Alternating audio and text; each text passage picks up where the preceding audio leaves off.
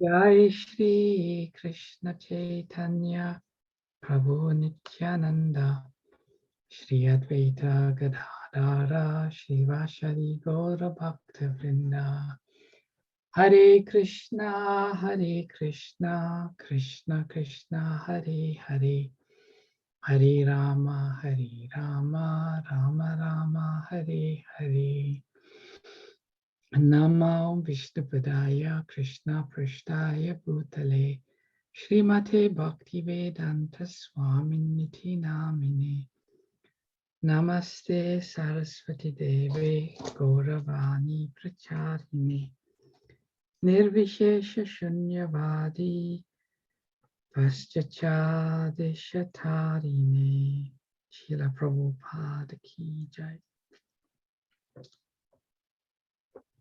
Hare Krishna. So today's verse, it's a very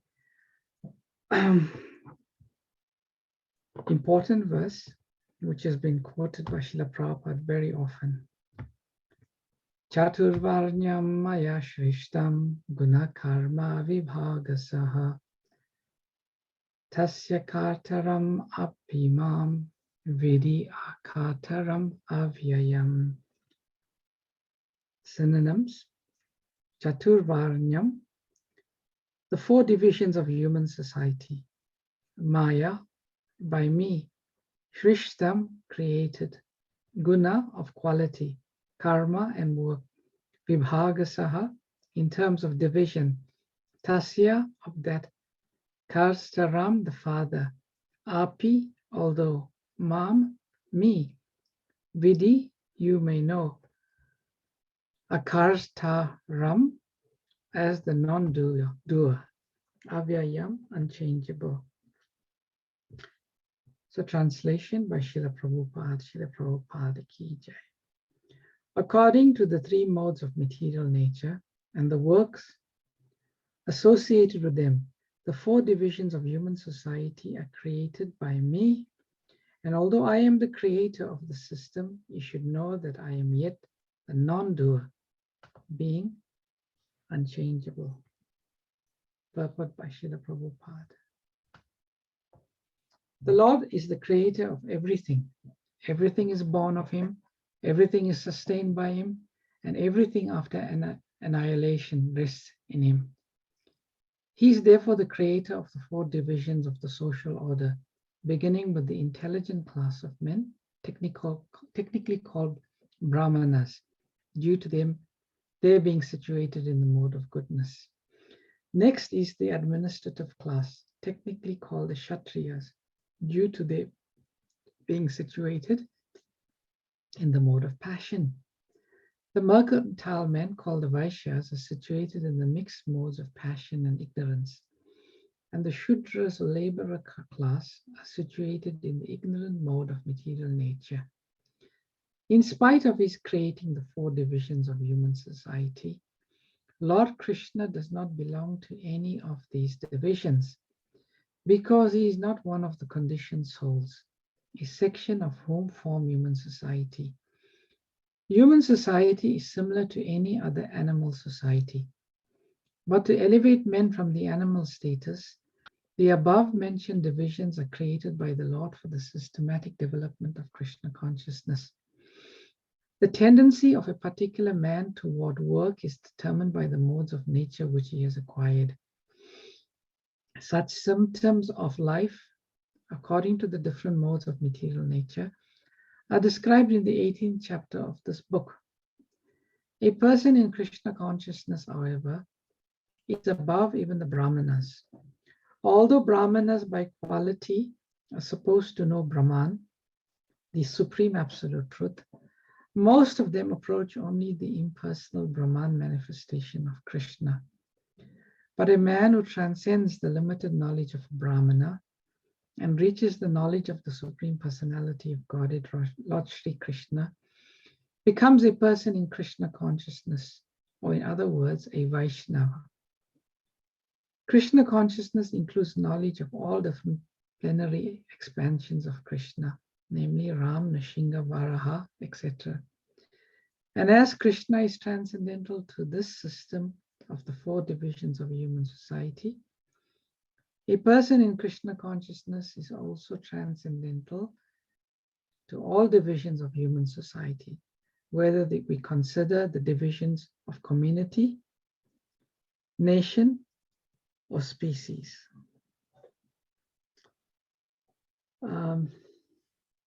So the verse again.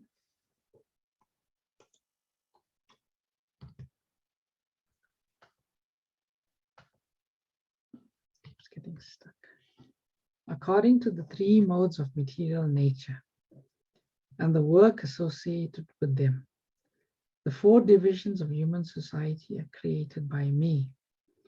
And although I am the creator of the system, you should know that I am yet the non-doer, being unchangeable.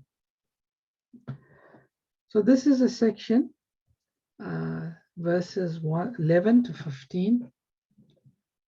It is dealing with how to apply transcendental knowledge. The ultimate purpose of knowledge is for purification and elevation. So here the Lord is explaining in these verses how the process of elevation works, how the system of knowledge brings us to this path. And here Lord Krishna is saying that the Varna ashram system, this system is created by Krishna himself. And it is broken down into divisions. So the verse, you can see it's broken up into 4 sections. So Krishna is essentially saying in this verse that he created this system. And this system is divided into 4 divisions. And the basis of these divisions is guna and karma. Guna meaning the qualities according to the modes of nature that one is situated, and karma, one's work. And then Krishna goes on to say, although he's created these 4 divisions according to a guna and karma, that although he's the creator of this, he is not subject to this 4 divisions. Krishna says, know that I'm yet the non-doer, being impartial. So we'll try in today's discussion to talk a bit more about the basis of this. But what is very ironic about this system, this division of society into 4 divisions. Anything created by Krishna is perfect by nature, because Krishna is all perfect, and the systems he creates are also perfect.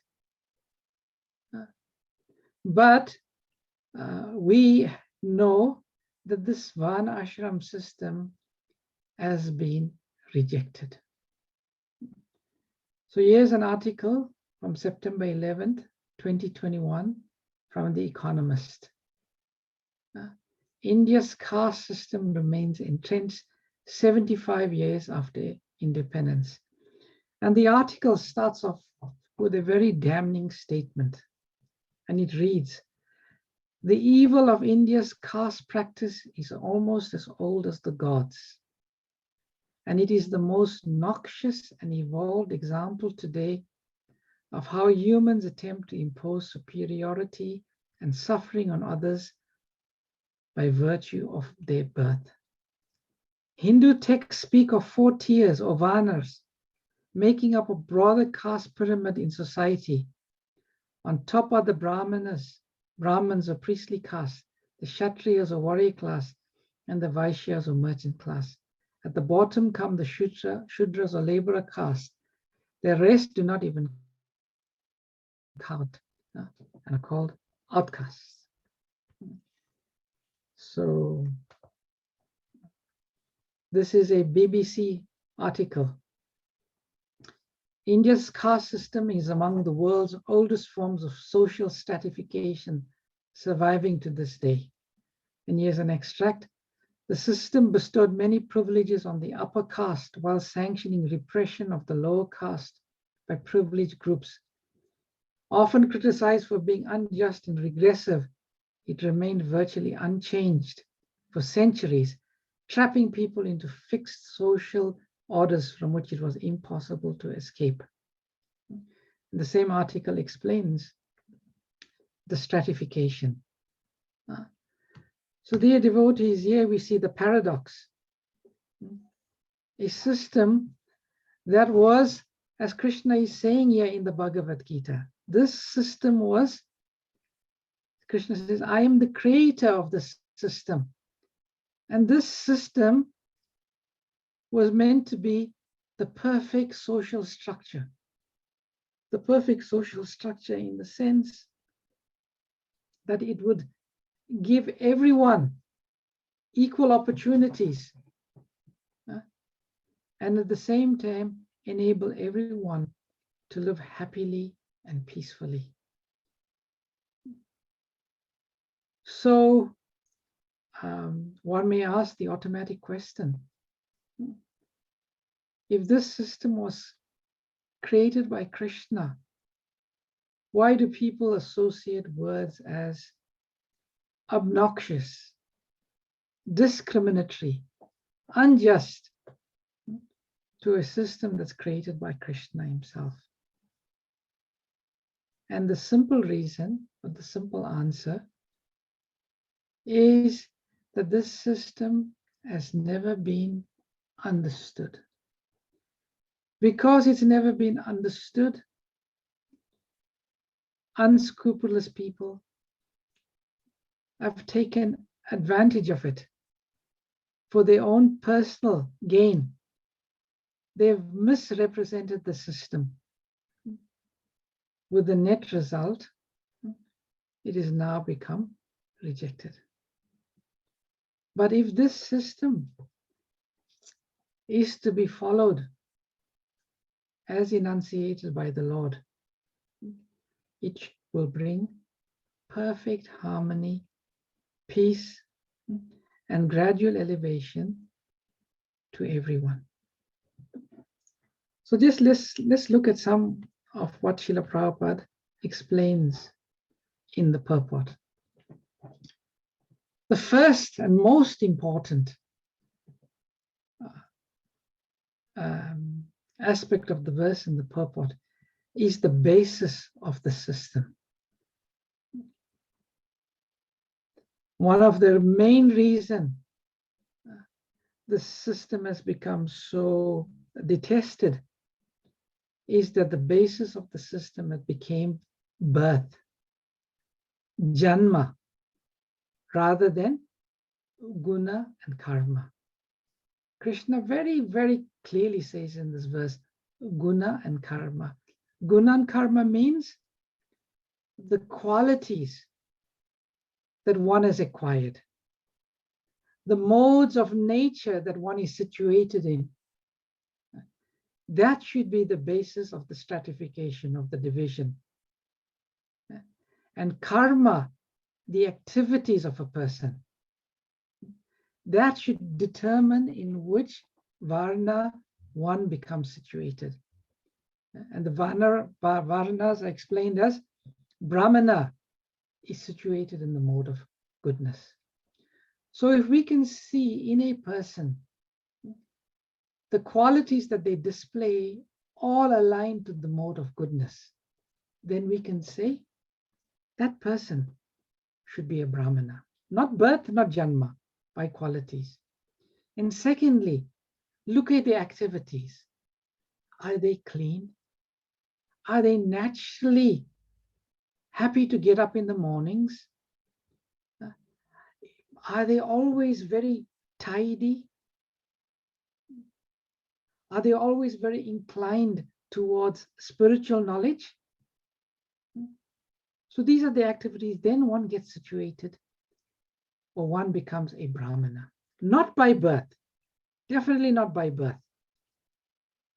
And the same with the Kshatriyas, the warrior class. Those are in the mode of passion. They like a fight. They're very courageous. They have no fear. And you'll see that sometimes in people, they have absolutely no fear.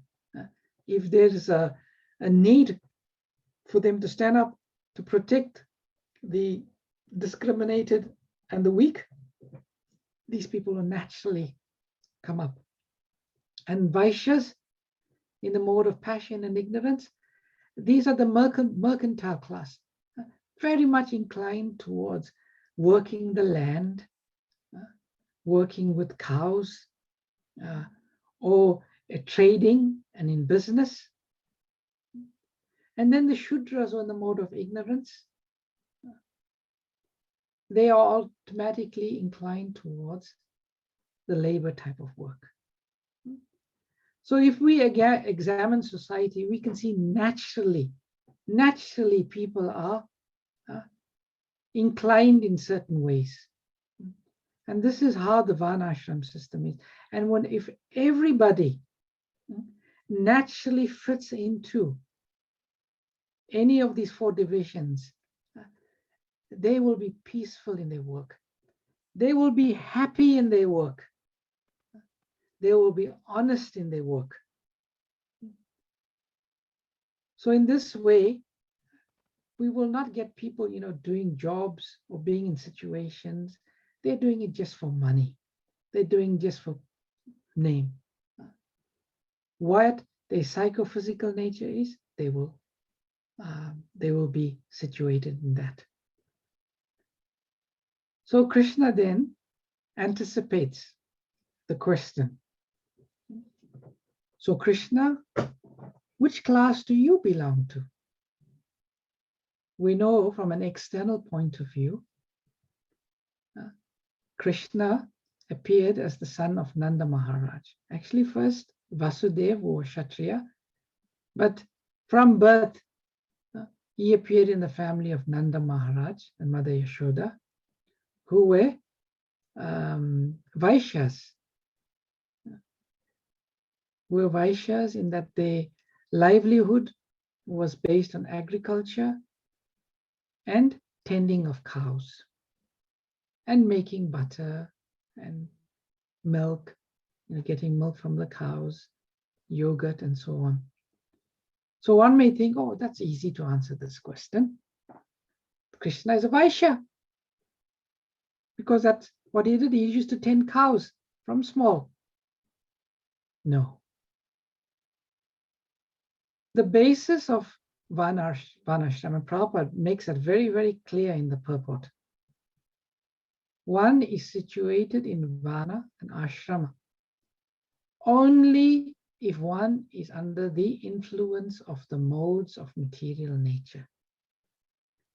If one is on the transcendental platform, above the modes of material nature, then one has no need to be situated, because the gunas, one has transcended the gunas.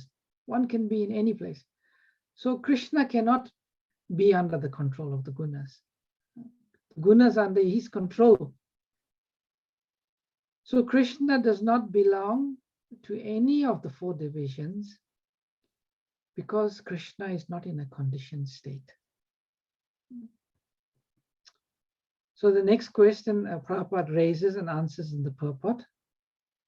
So why did the Lord create the system? And Prabhupada says very clearly, the system was created for elevation.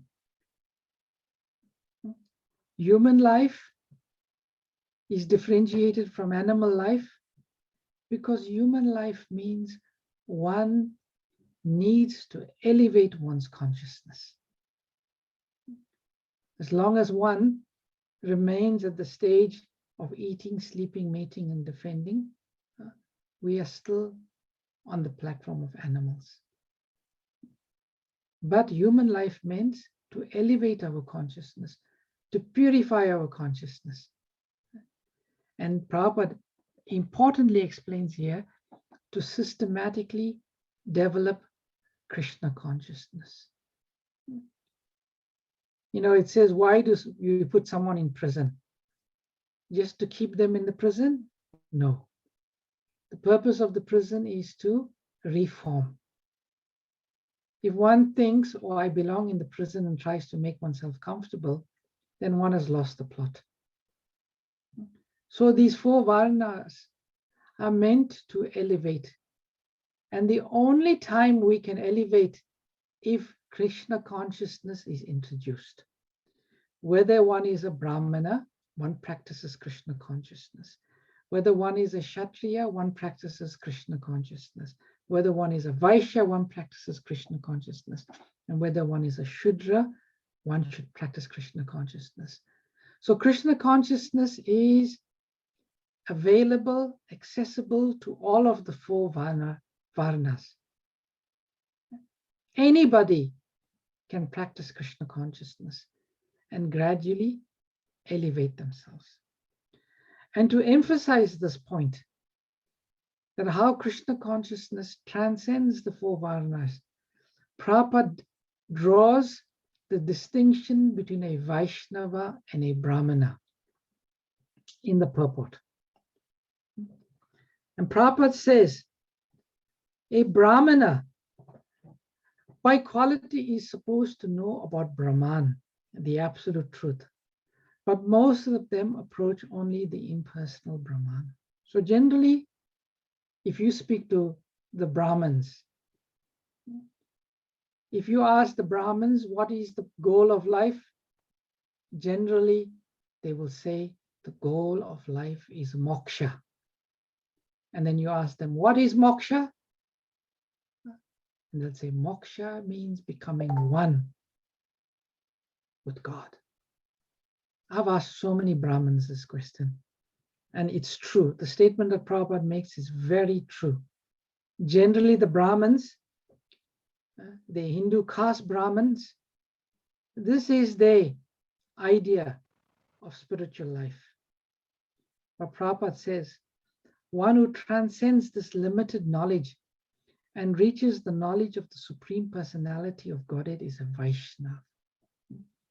So one who accepts Krishna as the Supreme Personality of Godhead and engages in Krishna's devotional service, such a person is known as a Vaishnava. And a Vaishnava or a Vaishnavi is higher than any Brahmana.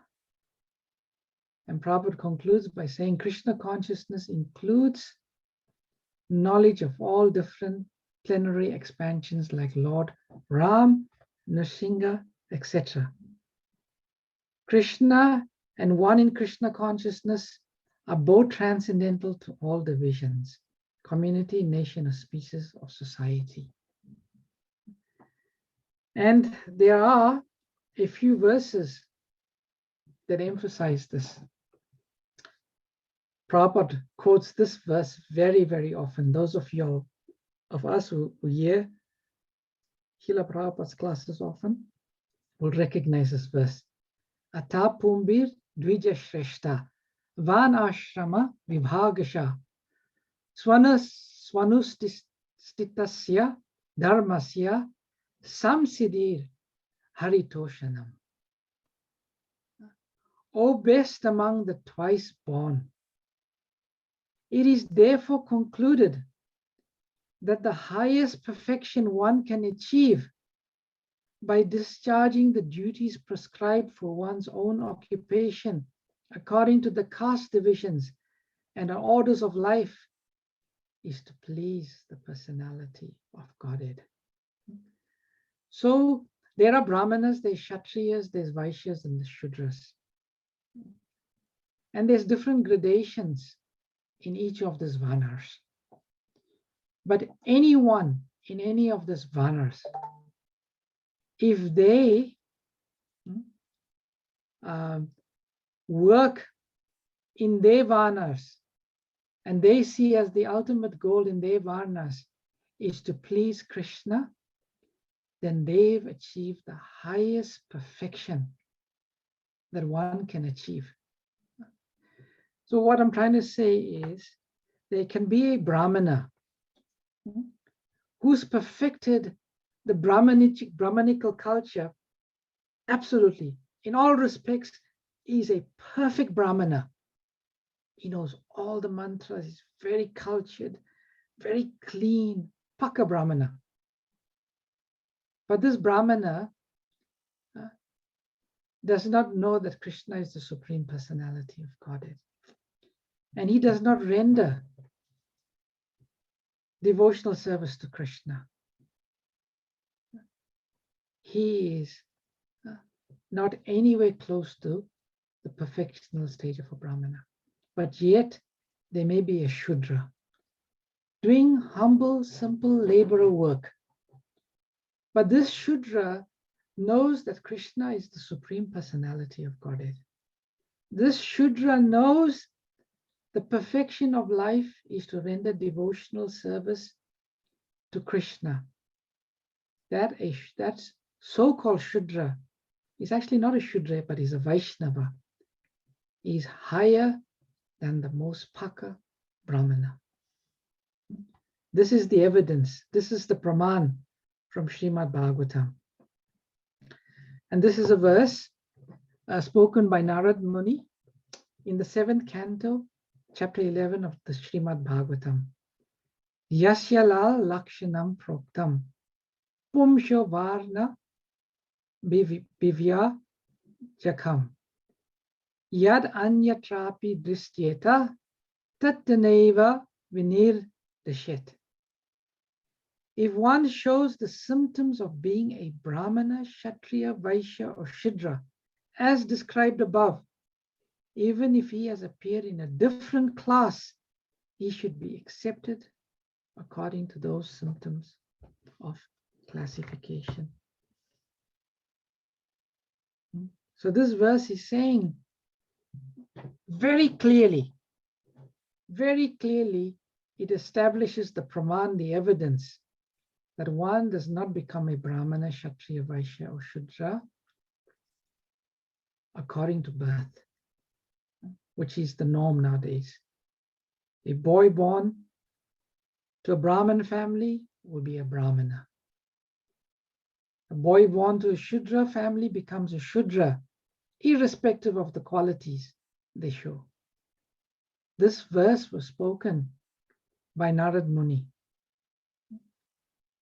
One of the Mahajans, the authorities of Bhakti, and he himself was born to a maidservant. His mother was a Shudra. But Narad Muni, by the association of the Bhakti Vedantas, he showed all the symptoms, and therefore he's accepted to be in the topmost order. And then I conclude with this verse. Many of you probably know this verse because we chant it before we do our puja. Naham vipro nacha nararpati, naipi vaishuna shudro, naham varni nacha griyarpati, no vanoshto yatirva, kintu prajan nikhila paramananda, pudamritarvde, gorpi partu padakamalayo dasa dasa anudasa. This is a verse spoken by Lord Sri Chaitanya Mahaprabhu to demonstrate that when one becomes a Vaishnava, one transcends all the Varnas. I am not a Brahmana, and I am not a Kshatriya. I am not a Vaishya or a Shudra, nor am I a Brahmachari, a householder, a Vanaprasth, or a sannyasi. I identify myself only as the servant of the servant of the servant of the lotus feet of Sri Krishna, the maintainer of the gopis. He is like an ocean of nectar, and he is the cause of universal transcendental bliss. He is always existing with brilliance. So this, dear devotees, is an important verse. It's a very relevant verse. And a lot of us in our stage of life, we'll engage, we'll have a certain nature. Most of us are still under the modes of nature, if not all the time, at least some of the time. So we work according to our gunas, our karmas, but all the time we execute Krishna consciousness, always thinking, Gorpi Bhartu Padakamalayo Dasa Dasa Anudasa. I am the servant of the servant of the servant of the master of the Gopi Sri Krishna. And Prabhupada says, simply by thinking like that, one comes to the liberated platform. And then we will transcend. So it is 8:31. I think it's a good time for me to stop and take any questions or reflections or comments that anyone may have. Hare Krishna.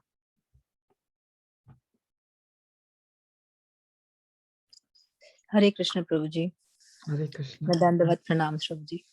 Dandavat pranams. Mamta here. About the Varna system again, Prabhuji. Since Srila Prabhupada has offered this Varna system, obviously it was there before, but we have not been able to follow the holy scriptures, and still people are being we still have the caste system, which you quoted yourself by the British BBC saying that. So even in spite of that, I don't know how many of us are we still go back to the caste system even after being a Vaishnava, because I think we are influenced more by the organic caste system, I would say, because you belong to a proper village or you belong to a community. How do we eradicate this? I know it is a slow process, but if it was all there in the scriptures, why was it not followed from the beginning? Why did Prabhupada have to come and try to re-emerge this Vaishnava culture and to eradicate the caste system, to have the caste system not by birth but by guna and karma? Hare Krishna, Prabhuji. Hare Krishna. So you asked a few questions there, Mataji. Sorry, my Prabhuji. Just coming. If I missed anything, you please you come in and you can ask. So I understood you had two questions or two fundamental questions in there. The first question was, how do we rise above identifying with a particular caste, because that is our natural tendency. And secondly, how did it just become so corrupted that Srila Prabhupada, Lord Chaitanya Mahaprabhu actually started with Lord Chaitanya, yes, had to come and intervene. So the first reason is, the answer to the first question is, how do we come out of it? We really come out of it, Mataji, by transcending, by coming to the transcendental platform. And what do I mean by coming to the transcendental platform? I mean that really understand what is our real nature. Thinking that we are a Brahman or Vaishya or whatever it is, that relates to the body. That simply relates to the body. And we know we are not the body. We are the soul. And we know the soul has no designation. Actually, the only designation that the soul has is Jivera Swarup Hoy Krishnera Nityadas. That I am servant of Krishna. Or as Mahaprabhu said, Dasa Dasa Anudasa. I am not only servant, I am servant of the servant of the servant of the servant, many times over. So we have to rise to that platform. But it's impossible for us to rise to that platform as long as we are under the influence of the modes of nature, even be it the mode of goodness. So we even have to arise above the mode of goodness and come to the Sattva Gun, the transcendental platform. And there's only one way we can do that, and that is by becoming Krishna conscious. And in one sense, anyone who sincerely and offensively chants the Hare Krishna Maha Mantra can immediately come to that platform. So that's the answer to the first question. And the second question is, how did this whole scientific system established by Lord Krishna become lost and corrupted? That's simply the influence of Kali Yuga. Kali Yuga means one comes more and more under the modes of passion and ignorance. And in this way, the system becomes corrupted. Initially, Prabhupada was not so much into establishing the entire Varnashram system. He created a system of Brahmanas. If he creates the head of society, they can give direction, that would be good enough. But then Prabhupada realized that not everyone that he was preaching to was suitable to come to the Brahmanical platform. So then he said the next part of his mission was to establish the proper and the formal Varnashram system. I'm not sure if that answers your question, Mataji. You can please, if you want to ask more, you can. No, thank you, Prabhuji, for the answer. It is wonderfully here. You tried to read my mind and then answer the questions. That's true. So in this, last 70 years or 50 years, 70 years, how much have we tried to achieve by now? I mean, we are still very much behind compared to, and obviously, as we can see, people are getting more and more attracted to more of passion and ignorance. We are still, I don't know, maybe 1% now, Vaishnavas, compared to the looking into how, I don't know whether it'll be this lifetime will go, maybe another 20,000, 30,000 years will go. Or do you think this only, was this Varnashram according to Guna and Karma there during Treta time and Satya Yuga time? Yes. But that time also they had, again, I felt like organic, that's what we don't know, but we are seeing through history that we only remember kings and we remember one or two brahmanas and not much, but they also had according to birth. So I don't know whether it was still available during those yugas too, the original caste system. So I don't know how ingrained it is for a long time. In the previous ages, generally, if one was born in the Brahmana family, that means because of all the samskars people will perform, a Brahmana, they will attract a certain type of soul. And that soul will generally, if they were born in that family, they would have that qualities. Not always, but generally. So it was much easier to naturally have that system. But as Kali Yuga progressed, everything became topsy-turvy. And to ask your question, how will it be reestablished? Srila Prabhupada gave some instructions. He thought it would be formed on the basis of farming communities. If ISKCON devotees got together and opened up farming communities, in those farming communities, naturally by inclination, different devotees would work. They would not be discriminated on higher and lower because they are practicing Krishna consciousness. But they would work according to that. Yeah, they would work. So that is still work in progress. We know that the Krishna consciousness movement will go for the next 10,000 years, Mataji. Yes, Prabhuji. So we're only 50 years into 2,000 years. So, thank you, Prabhuji. Thanks a lot. With time, you will see this established more. Hopefully, there's light at the end of the tunnel.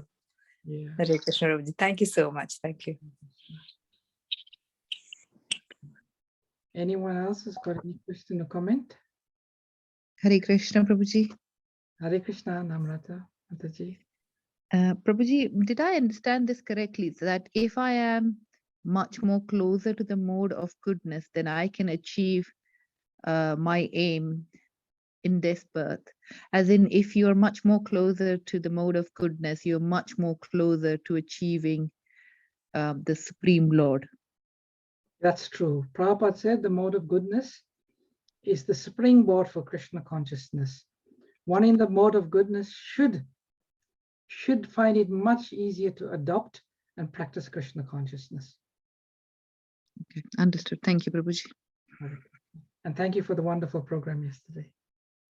No, thank you, Prabhuji. Hare Krishna. Hare Krishna. All right. Since I think we set ourselves a time at 8:40 to do the Damodarastakam, we should move towards that now. And today we have the honor of Santosh Mataji singing for us. And remind me now who's reading the translations. It's Prabhuta Mataji. Prabhu. Prabhuta Mataji. Oh, okay, wonderful. Thank you. Let me just take a minute or so. I want to bring up the song. Okay. And then you can, yes, you can start whenever you're ready. So everyone can be muted. Santosh Mataji will be the one singing. We can sing together with us because we don't have a call and response system normally. We can sing together, but behind muted mics, please. That's how we do it, Santosh. Hare Krishna. Thank you very much, Prabhuji.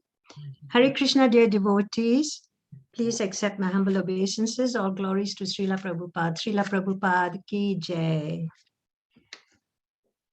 Namami Swaram Satchitanandarupam Lasat Kundalam Gokule Brajamanam Yashodhabiolu Kaladavamanam Param Rastamadhyam Dodrutya Gopiya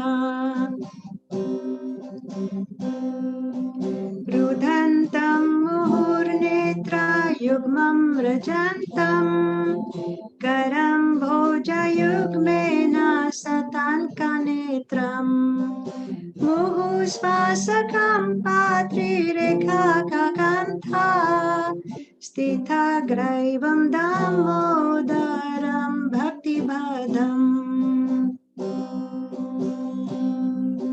Iti Draksvalilabhiranandakunde Svagosam Nimajantam Akhyayantam Tadiyeshitagneshu Bhaktirjitatvam Puna Prematastam Satavriti Vande Varam Deva Moksham na Mokshavadhim va Na Chanyam Vraneham Vare Sadapiha Idham Deva Purnatha Gopala Balam Sadha me manasya virastam kimane Idam te mukham bojam matyantanile Pratam kuntale snigdha raktascha gopya Muhus chumbitam bimba raktadaram me Manasya virastam kimal labhe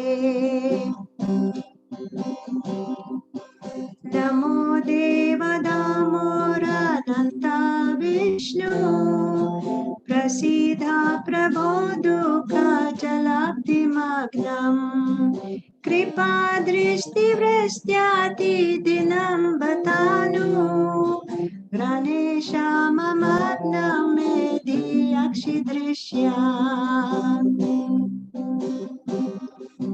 Kuberatmajau bhaddham murtaiva yadvat Tvaya mochitau bhakti bhajau kritau cha Tatha prema bhaktim svakam priyamichaya Namokshe graho me sthita modareha Namastestu dhamne spurati dhamne Tvadiyodarayata visvasya dhamne Namo radhikayai tvadiya priyayai Namo nantalilayai devaya tubhyam Namameswaram Satchitanandarupam Lasat Kundalam Gokule Brajamanam Yashodhabiyolukala Davamanam Param Rastamadyanto Drutya Gopiyam Hare Krishna, Krishna Krishna, Hare Hare, Hare Rama, Rama Rama, Hare Hare.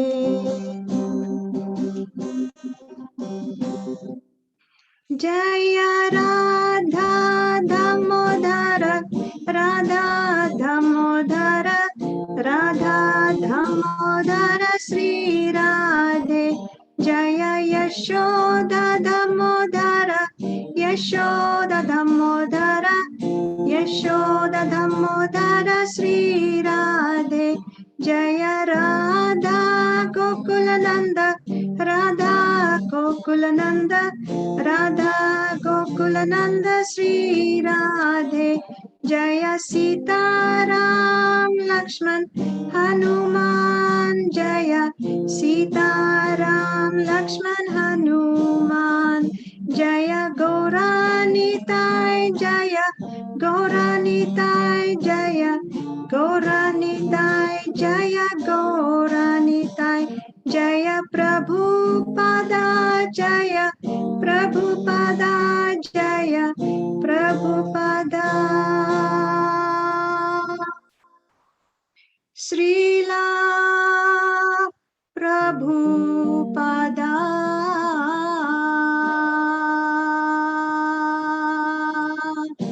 Srila Prabhupada ki jai, Gaura Nitai, Gaura Premanande, Hari Hari Bol. Thank you very much, Prabhuji. Hare Krishna. Hare Krishna. Excellent, Santosh Mataji. I didn't know you played guitar. That's my son, actually. Thank you. Okay, that's fantastic. You did very well. What's your son's name? Varun. Okay, all right. Thank you very much for that wonderful singing. Thank you, Prabhuji. Thank you, dear devotees. Hare Krishna. So we'll now move on to the translation. Prabhu Mataji, if you are ready, please read the translation. Hare Krishna, everybody. Hare Krishna, Prabhuji. Please accept my humble obeisances. Accept mine. To the Supreme Lord, whose form is embodiment of eternal existence, knowledge, and bliss, whose shark-shaped earrings are swinging to and fro, who is beautifully shining in the divine realm of Gokula, who I, due to the offenses of breaking the pot of yogurt, that his mother was churning into butter and then stealing the butter that was kept hanging from a swing, is quickly running from the wooden grinding mortar in fear of Mother Yashoda, but who has been caught from behind by her, who ran after him with greater speed to that Supreme Lord, Sri Damodara. I offer my humble obeisances. Seeing the whipping stick in his mother's hand, he is crying and rubbing his eyes again and again with his two lotus hands. His eyes are filled with fear, and the necklace of pearls round his neck, which is marked with 3 lines like a conch shell, is shaking because of his quick breathing due to crying. To this Supreme Lord, Sri Damodara, whose belly is bound not with the ropes but with his mother's pure love, I offer my humble obeisance. By such childhood pastimes as these, he is drowning the inhabitants of Gokula in pools of ecstasy, and is revealing to these devotees who are absorbed in knowledge of his supreme majesty and opulence, that he is only conquered by devotees whose pure love is immense with intimacy and is free from all conception of awe and reverence. With great love, I again offer my obeisances to Lord Damodara hundreds and hundreds of times. O Lord, although you are able to give all kind of benedictions, I do not pray to you for the boon of impersonal liberation, nor the highest liberation of eternal life in Vaikuntha, nor any other boon which may be obtained by executing the 9 process of bhakti.